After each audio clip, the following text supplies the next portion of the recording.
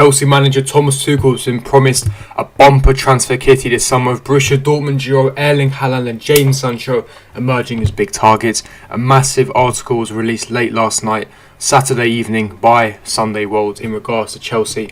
Some big news stories in regards to Erling Haaland, Jadon Sancho, Niklas Sule and potentially Callum Hudson-Odoi being in an exchange deal.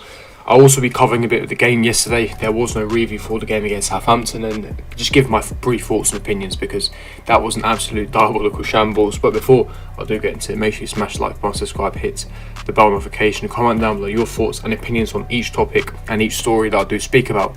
But without further ado, let's get straight into today's Chelsea news daily video for you guys. Now, starting off with the massive news that broke out last night, and that is, of course, in regards in context to Erling Haaland and Jadon Sancho. Now, we know that Erling Haaland is a priority signing for Chelsea. He is the first priority on the list for Chelsea to look at and sign this summer. We've scouted him extensively. We're heavily interested. We need a clinical goal scorer. And the article that was released by Matt Law weeks ago that a striker and a centre-back is a main priority for Chelsea. But according to Sunday World and Kevin Palmer, Jadon Sancho is also a massive target for Chelsea. And we know Dortmund's financial situation that was released by BBC a few days ago. They're currently in a £23 million financial loss in this financial year that ended in June, because of course of the coronavirus pandemic, because of many external factors, and so they need to sell a lot of their big name players, which is what the club's motto is they sign young talent, they develop them and they sell them for a massive fee. That's how they essentially run, that's how they keep afloat, that's how they're successful, and that's what they do. And listen, Haaland and Sancho would never be in their prime at Dortmund. It's simply not what they do. And Dortmund wouldn't want that either. They are a selling club. They sell their best players to fund other moves, to fund the infrastructure, the finances, and the revenue is funded by the selling of their best players. Now, with Erling Haaland and Jadon Sancho, this is really difficult for me to believe. It's really difficult for me to believe because think of it this way, yeah. One of them will definitely leave this summer. I have no question, without a shadow of a doubt, one of them will definitely leave. Let's get it right. Sancho and Haaland is Dortmund's best players. But I genuinely don't believe that both of them will leave at the same time. I don't think Dortmund would realistically allow that to happen. And I'll give you my reasons to why I sincerely believe that. Now, in regards to Erling Haaland, his release clause kicks in next year, which is €75 million. I think Dortmund's initial plan was sell Sancho this summer because he's only got 2 years left of his current contract, and then keep Haaland for next season and then sell Haaland the season after. But I think they may be forced because of financial reasons, and if Chelsea may tempt him. Now, my main question is how can you sign Sancho and Haaland to the current attacking talent that we have? We spent over £200 million in attacking abundance and talent, and it just simply hasn't really worked out at the minute. You've got so many top players for different systems and you're trying to merge them together.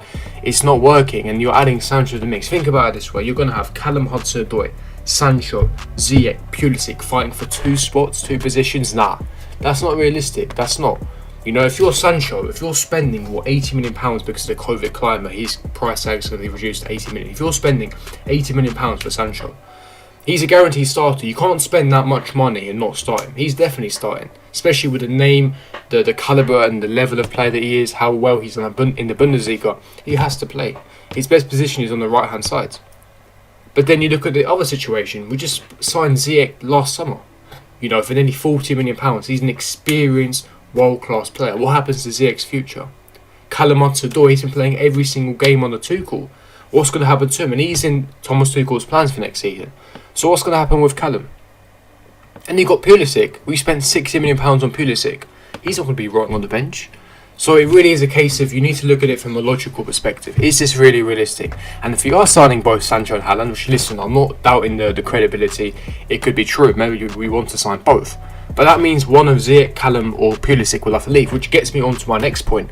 And if you carry on reading into the article and you delve more into it, it states that Callum Hudson-Odoi may be involved in a part exchange to sign Sancho and Erling Haaland. Now, again, this doesn't make any sense. For me, this looks a bit of more opinion, a bit of waffle, because yesterday was a madness. Let's not even get it twisted. Yesterday was an absolute madness. And quickly, before I continue with the news, let me give my brief thoughts and opinions on the Southampton game. I was unable to give you guys a review, give you guys a 2-minute little briefing. We drew 1-1 with Southampton. It wasn't a good result. We didn't lose, of course. Could have been worse, but could have been significantly better. I thought in the first half, especially for the majority, we dominated the ball. We dominated possession. I liked the ball progression. You could see tactically they were drilled, but we lacked that final, that cutting edge. We were so blunt in attack, too lethargic. You aren't moving the ball quickly in the final third, and that mid block that Southampton set up really struggled us. They essentially stifled our attack.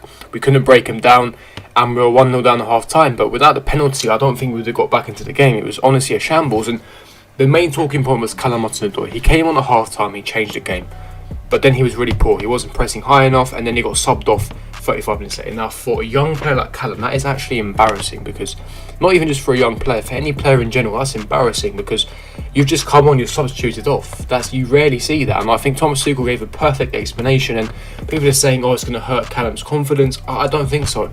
He's been so instrumental since Tuchel's come in. He's played every single game, he's played the majority of minutes, he's been superb on a Tuchel, whether that's right wing back, whether that's in the part of the front three. They have a fantastic relationship, so this stuff about confidence is not a case. I think this is going to motivate him to push himself, to know that, my position is not safe. People saying, Callum is Tuchel's son, but he's just proven that no one is safe. I don't care, if you're one of my favourite players, if you don't perform on the pitch, I will take you off. And this is a message for the rest of the squad, and this is perfect because he's got this ruthless mentality from Tuchel that he's instilling into that squad. Sarri complained about it, Conte complained about it, Lampard complained about it. These players, they're mentally fragile, they're weak. It was always a mentality problem with this dressing, and I think Tuchel can fix that. Instilling that ruthless mentality that if you're not on your toes, if you're not on the edge, if you're not performing to the best of your abilities, I will sub you off. And I think it's not going to be a confidence killer, it's going to be a motivation to Callum Hudson-Odoi, and you will see. I think that this is going to take Callum to another level, to new heights, and I think that that's what Callum needs to elevate his game. I don't think it's a problem. There's an outcry about this. I don't think it's a problem. Hence why I think, now getting back to the report, hence why I think this is a load of rubbish. Because, again, he's in Tuchel's plans. He will be here next season. Tuchel wants to transform into a 4-3-3, 4-at-the-back formation. Callum is going to be instrumental in that. So I don't think Callum is for sale. So that leads me to beg you guys a question. If we are signing Sancho and Haaland, that means one of Ziyech or Pulisic have to leave. I'm proposing it to you guys. If Sancho and Haaland signs, who would you sell? Ziyech or Pulisic? Tell me who and why to that. Personally, I would sell Ziyech. Now, I don't want to sell him, but if we're going to get Sancho, one of them have to go. Because I don't think Ziyech fits the system. He's not your out-and-out winger. He's more of an inside forward with limited pace. He's a very one-trick pony. He's got some technical ability, but I think that he's too one-dimensional for my liking. He's not quick enough. He can't beat a man, and I think he doesn't suit Thomas Tuchel's style. That's just my thoughts and opinions. I still rate him as a player, but I don't think he fits the system that we have. Now, carrying on with the report, the final thing that is stated in the Sunday World article was in regards to centre-backs, and that was in regards to Niklas Sule, stating that Thomas Tuchel has stepped up his interest in Bayern Munich star Niklas Sule as he attempts to bolster his defensive ranks in the summer transfer window. Now, again, Sule has been linked to him for the past few weeks. He's definitely seemed to be a target. Now, again, I'm not too sure about Niklas Sule in my personal opinion.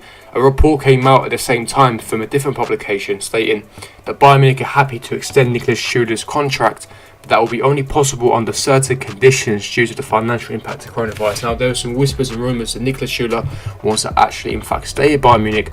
He suffered a massive horrific ACL injury which set him back. Before that, he was a guaranteed starter for Bayern Munich. The injury set him back, and now he's in and out the team on a consistent basis, and he's not cemented his place as the first choice Bayern Munich star. Now, with David Alaba leaving, Diop and Meccano coming into Bayern Munich, he's not guaranteed that Niklas Sule will stay. Again, he's been disillusioned with the fact that that he is in a relatively easy league. Would he want to challenge himself? That is another question, and that will remain to be seen. My personal opinion, I don't think he's good enough. That's me being brutally honest. I think that I don't like his characteristics. He's too bulky. He's not quick enough. We have a lot of slow centre backs. We need centre backs for me that need to be upper echelons of football. I think that an upgrade on Sule. I don't think Schuler's good enough.